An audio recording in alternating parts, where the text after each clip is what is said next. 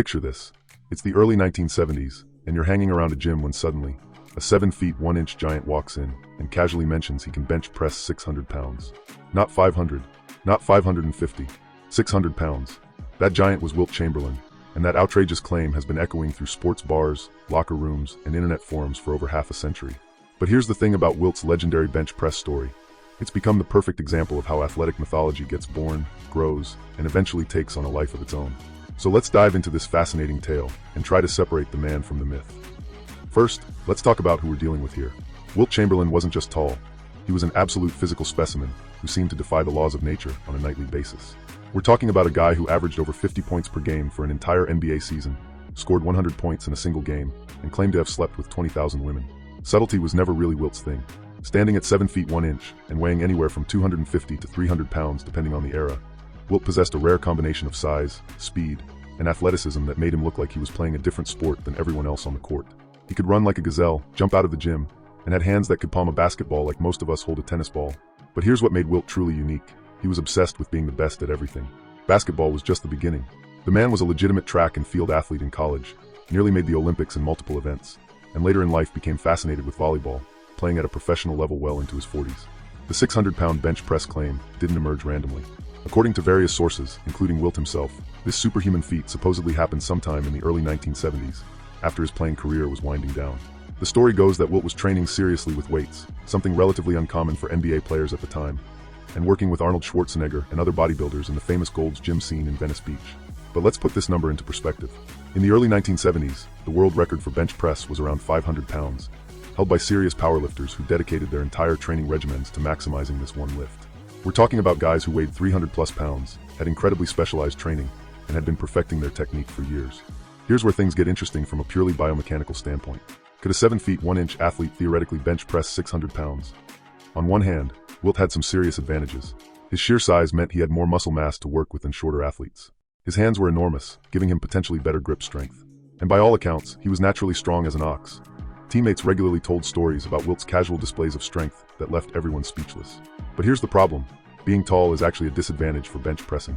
The taller you are, the longer your arms are, which means the bar has to travel a much greater distance. It's basic physics. More distance equals more work for the same weight. This is why most elite bench pressers are built like fire hydrants, not basketball players. Additionally, Wilt's body type, long limbs, relatively lean build, isn't typically associated with maximum bench press strength. The guys who put up the biggest numbers usually have shorter arms, massive chests, and body fat percentages that would make a basketball coach cringe. Let's consider what we know about Wilt's training. By the 1970s, he was indeed spending time around serious strength athletes. The Arnold Schwarzenegger connection is real. They were friends, and Wilt did train at Gold's Gym during the height of the bodybuilding boom. But here's the thing, bodybuilding training and powerlifting training are completely different animals. Bodybuilders focus on muscle development, isolation exercises, and aesthetics. Here's where the story gets really interesting from a cultural perspective. The Wilt 600-pound bench press has become one of those legends that people want to believe, regardless of the evidence. It fits so perfectly into our conception of Wilt as this larger-than-life figure who existed outside the normal boundaries of human performance. Sports mythology serves an important psychological function. We want our heroes to be superhuman, to exist in a realm that transcends ordinary human limitations. Wilt already did things on a basketball court that seemed impossible. Why not in the weight room too?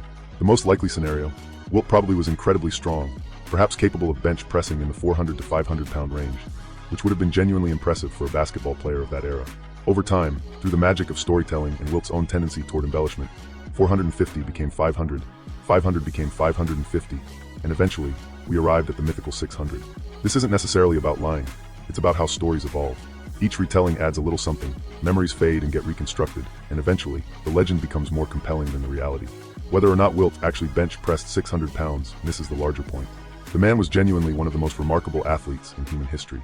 His documented achievements on the basketball court, many of which seemed impossible at the time and remain unmatched today, are more than enough to secure his legacy. The bench press story is just one more layer in the complex mythology surrounding one of sport's most fascinating figures. It speaks to our desire to believe in the extraordinary, our need for heroes who transcend normal human limitations, and our willingness to accept amazing stories when they come from amazing people. In the end, maybe the truth of the 600-pound bench press matters less than what it represents. The enduring power of athletic greatness to inspire legends that outlive the athletes themselves. Wilt Chamberlain was already superhuman in the ways that mattered most. Whether he needed to bench press 600 pounds to prove it is another question entirely. The legend lives on, somewhere between fact and fiction, in that magical space where sports heroes reside. And honestly, that might be exactly where it belongs. Thank you for watching. I really appreciate you guys. Hit the like button if you enjoyed this video and stay safe.